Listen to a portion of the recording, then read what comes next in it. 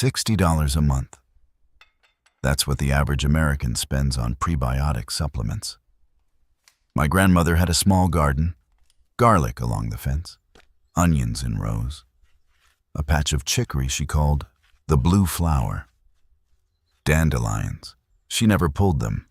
She dried the roots for tea. She never bought a supplement, never heard the word prebiotic.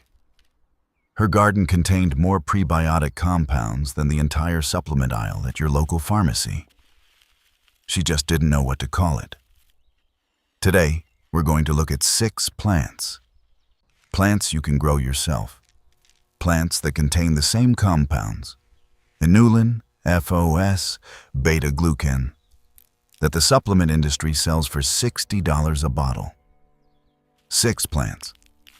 How to grow them, and why a $50 billion industry hopes you never figure this out.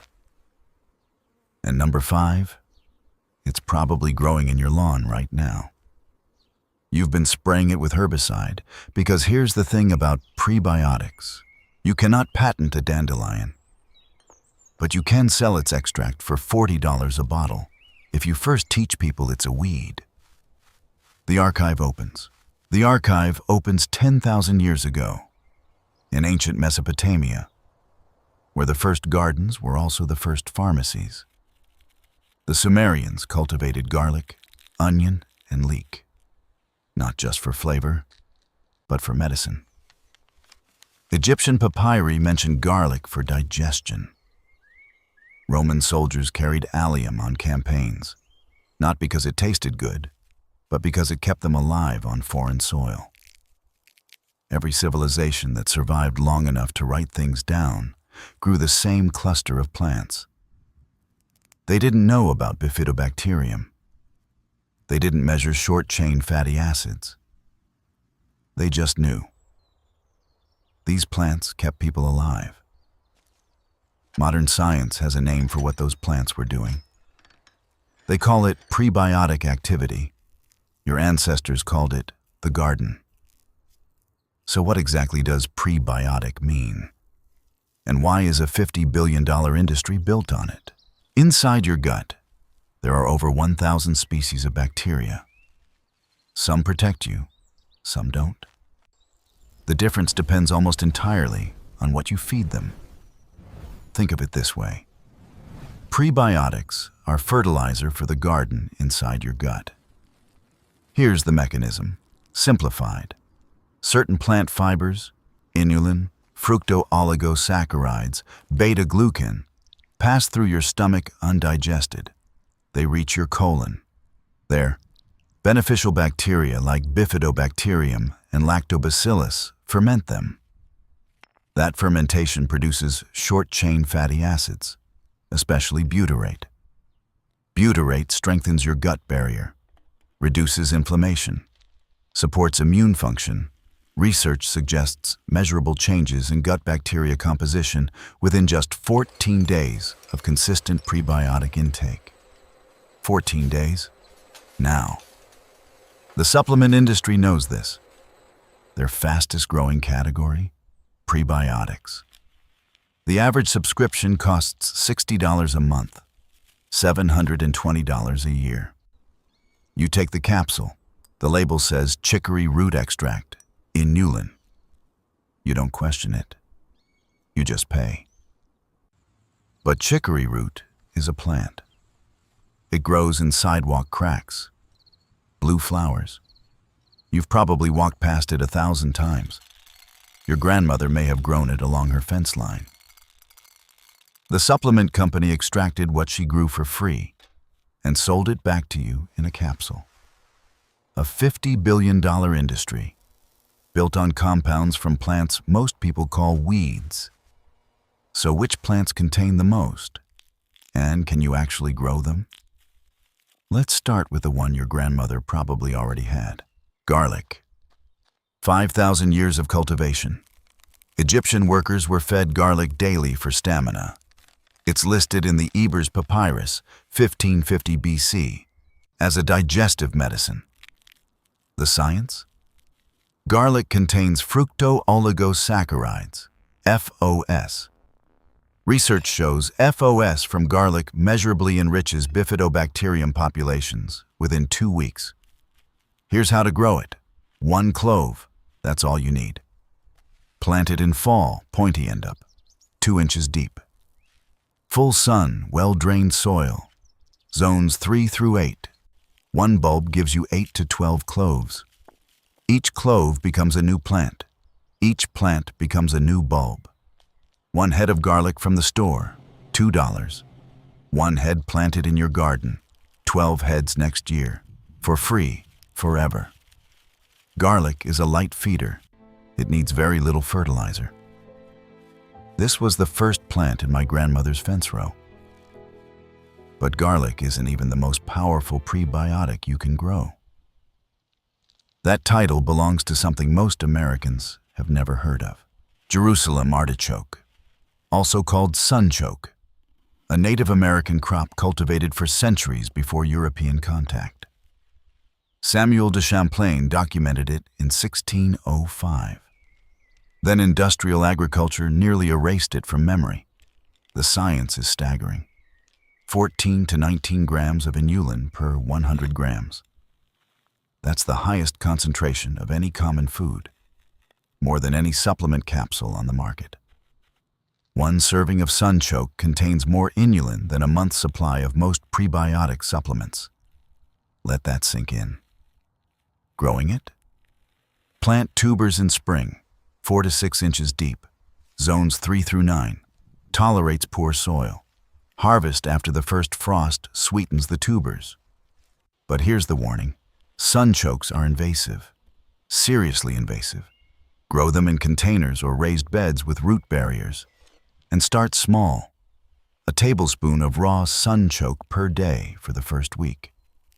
Your gut bacteria need time to adjust to this much inulin. Now, remember that $60 supplement? Let me show you exactly where it comes from. Chicory, cultivated since ancient Egypt, used as a coffee substitute during the Civil War and both World Wars. Now it grows wild across North America and Europe. The plant with blue flowers along roadsides. Its root contains 15 to 48% inulin by dry weight. And here's the fact that should change everything you think about supplements. This is the source of virtually all commercial inulin supplements. The $50 billion industry's #1 raw material. The supplement you're buying for $40 a bottle? It's chicory root extract. The same plant growing in the crack of your sidewalk. Growing chicory is almost embarrassingly easy. Direct sow seeds in spring, zones 3 through 9. Tolerates drought, poor soil, even partial shade. Deep taproot means minimal watering once established. Harvest roots in fall of the 2nd year. The supplement industry's most profitable ingredient grows for free in sidewalk cracks. That's not a conspiracy. That's a business model. But the next plant might surprise you even more, because you've probably been trying to kill it. Dandelion.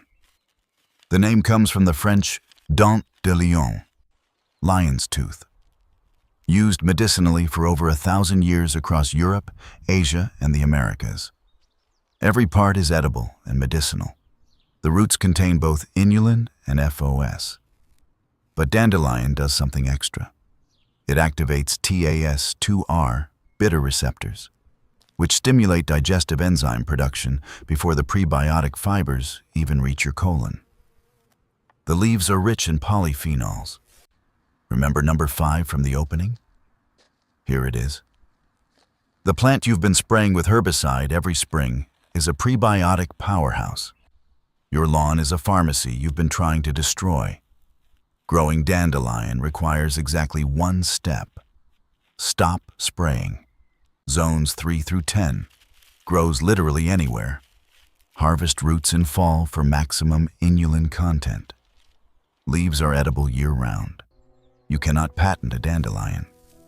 But you can stop paying $40 for its extract. Now, these last 2 work through a completely different mechanism, and they might already be in your kitchen. The allium family. Onions. Cultivated since 3500 BC in Central Asia. Leeks, the national symbol of Wales. This plant family has fed more civilizations than any other group on Earth. Onions and leeks are rich in FOS plus quercetin, a powerful anti-inflammatory flavonoid. Raw onion contains 2 to 6% FOS by weight. But here's what most people don't know. Leeks contain even higher concentrations in the green portion that most people throw away. Onions from sets or seed plant early spring. Leeks from transplants, trench plant for longer white stems. Zones 3 through 9. Both are light feeders. The part of the leek you throw away contains more prebiotics than the part you eat. Think about that next time. And finally, the one prebiotic mechanism that has nothing to do with inulin. Barley, one of the first cultivated grains, 10,000 years ago in the Fertile Crescent. Oats, cultivated since the Bronze Age.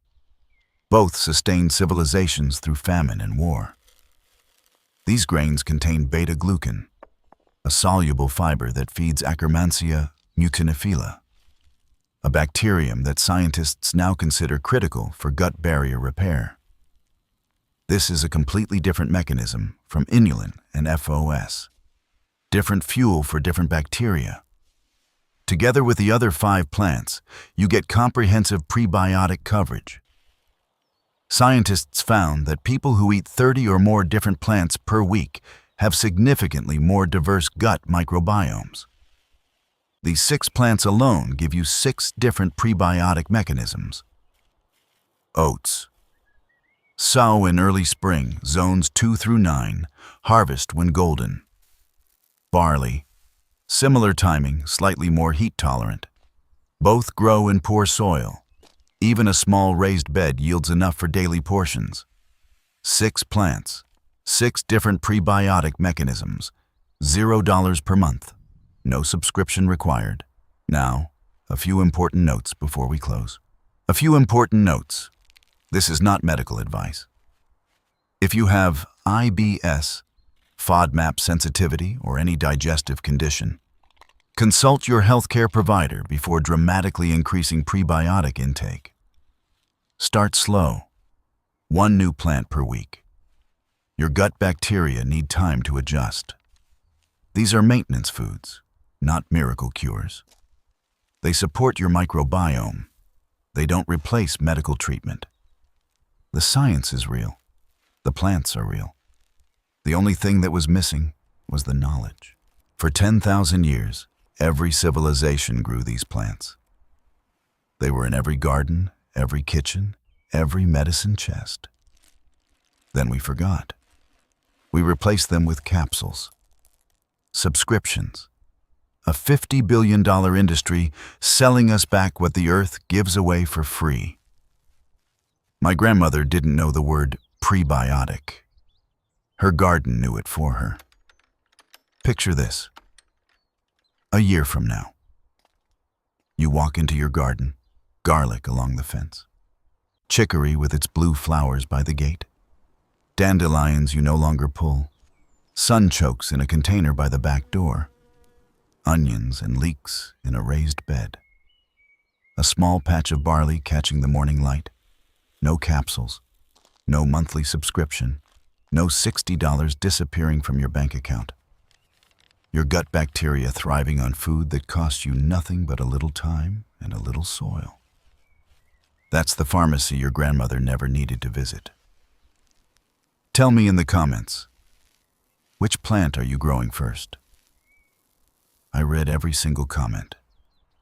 And if you're already growing any of these 6, I want to hear your story. Subscribe to the Green Archive. We excavate the knowledge they made you forget. Now go get your hands dirty.